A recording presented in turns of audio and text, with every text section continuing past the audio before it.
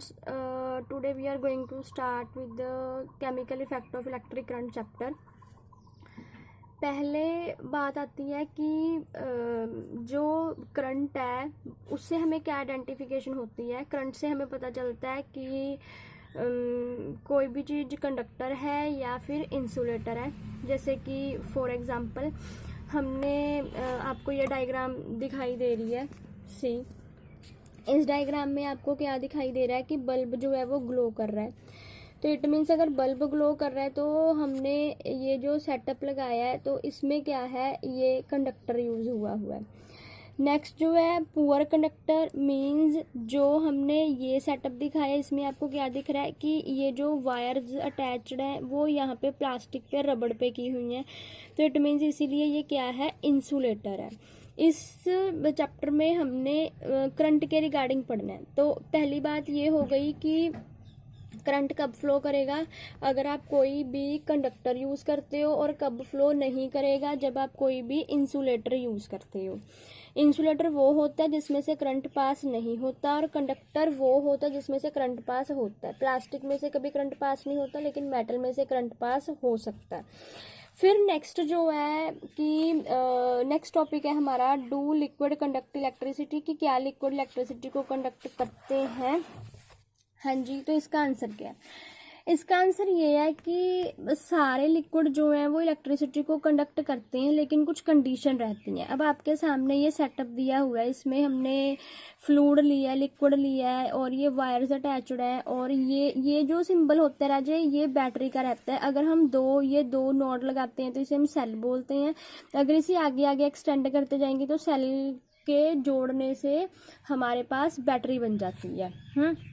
और ये सिंबल जो है हमारे पास, ये बल्ब का सिंबल है। तो अब ये ग्लो नहीं कर रहा। ये ग्लो क्यों नहीं कर रहा? अगर मान लो आपने कभी भी कोई सेटअप लगा दिया, कोई सर्किट बना दिया, तो क्या क्या कंडीशन हो सकती हैं कि वो सेटअप वर्क नहीं करेगा। या तो ये हो सकता है कि ये जो वायर्स मैंने लगाई हैं वो प्रॉपर डिप नहीं की हैं। हो सकता है कि इनमें से जो कॉपर है जो वो बाहर नहीं निकला हुआ, उल्टा मैंने जो वायर डाल दी है उसके ऊपर अभी भी शीट डली हुई है। कि कोई शीट लगी हुई है, मीन्स कोई प्लास्टिक लगा हुआ है इसके ऊपर, इसीलिए भी ये बल्ब ग्लो नहीं कर सकता। हो सकता है कि जब करंट पीछे से आया है तो मेरा ये जो फिलामेंट है, ये जो बल्ब का फिलामेंट होता है, हो सकता है कि वो टूट गया हो, जिस वजह से जो है ये बल्ब ग्लो नहीं कर रहा। ये भी हो सकता है कि मैंने ये जो बैटरी लगाई है कि इस बैटरी की वजह से भी ये ग्लो नहीं कर रहा। ये भी हो सकता है कि इसकी जो तारें हैं वो ढीली हैं। अब ये मेरे पास एक बैटरी है, ये मेरे पास ये बैटरी है, तो ये मर्करी कैडमियम बैटरी है। अब ये बैटरी हमने यहाँ पे लगाई हुई है। हो सकता है कि इसकी ये जो वायर्स हैं, ये वाली वायर्स हैं इसकी, ये जो, और ये देखिए ये इसकी वायर है कि ये ढीली लगी हुई है, इस वजह से ये बल्ब ग्लो नहीं कर रहा।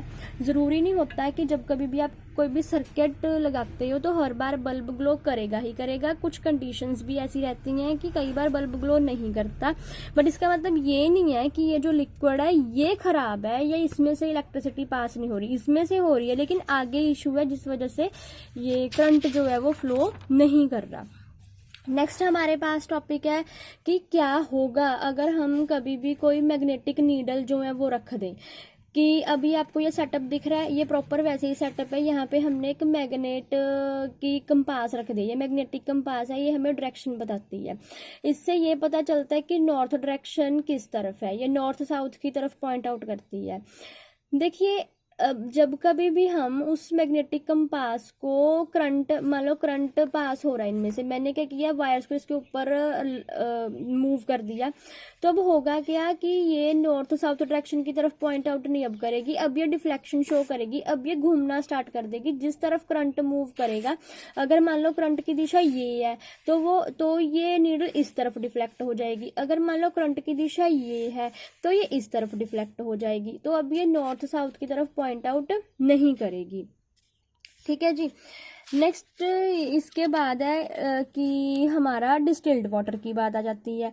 आप सभी के घर में डिस्टिल्ड वाटर आप यूज़ करते हो, मींस ये जो आरओ वाला पानी है वो एक तरह का डिस्टिल्ड वाटर हो जाता है, लेकिन उसे पर्टिकुलर डिस्टिल्ड भी नहीं बोल सकते। जो बारिश का पानी है वो डिस्टिल्ड वाटर है एक तरह का, ठीक। जो डिस्टिल्ड वाटर है उसे हम ये भी बोल सकते हैं कि जो आरओ वाला पानी है उसे हम बोल सकते हैं। तो अब डिस्टिल्ड वाटर क्या करता है, देखो अगर तो कोई भी लिक्विड या कोई भी मेरे पास लिक्विड है, अब मान लो मेरे पास ये लिक्विड है, ठीक है, ये मेरे पास एक लिक्विड है। अब अगर मैं इसका पूरा सेटअप लगाऊं तो इसमें से करंट अगर फ्लो करेगा तो इसका मतलब ये है कि इसमें मैंने सॉल्ट डाले हुए हैं, इसमें या इस पानी में नमक प्रेजेंट है। नमक मीन्स कि जो हमें धरती के नीचे से जो कण मिलते हैं। जब डिस्टिल्ड वाटर पानी आरओ जो है वो उसे फ्रेश कर देता है, उसे साफ कर देता है, तो उसमें से वो सारे जो सॉल्ट हैं वो बाहर चले जाते हैं और अकेला वो पानी रह जाता है। इट मीन्स कब कोई लिक्विड कंडक्ट करेगा, लिक्विड तब इलेक्ट्रिसिटी कंडक्ट करता है जब उसमें सॉल्ट या आयंस प्रेजेंट होते हैं। जब उसमें सॉल्ट और आयंस प्रेजेंट नहीं होते तब वो कंडक्शन नहीं करता, ठीक है जी। नेक्स्ट है हमारे पास कि ये मैं आपको डायग्राम दिखा रही हूँ, ये डायग्राम क्या शो कर रही है। ये डायग्राम में आपको दिखाया गया कि दो रॉड्स डिप की हुई हैं और ये सेटअप लगा हुआ है। इन रॉड्स को हम क्या बोलते हैं, ये दोनों कार्बन रॉड्स हैं, ठीक है। ये कार्बन क्या है, जो हम यूज़ करते हैं ड्राई सेल, उसमें भी कार्बन रहती है। तो उस कार्बन की हेल्प से क्या होता है, उस कार्बन की हेल्प से इलेक्ट्रिसिटी पास होती है। इस कार्बन में से इलेक्ट्रिसिटी पास होती है। मेरे पास पेंसिल है, पेंसिल के सिक्के में ग्रेफाइट है, वो भी एक तरह की कार्बन है, तो उसमें से भी क्या होगा, इलेक्ट्रिसिटी जो है वो फ्लो करती है। तो ये जो मैंने दो छड़ें लगाई हैं जिसमें से करंट पास हो रहा है, तो उसे हम क्या बोलते हैं, इलेक्ट्रोड। इन्हें हम इलेक्ट्रोड बोलते हैं, ठीक है। इसके लिए वर्ड यूज होता है इलेक्ट्रोड, ठीक।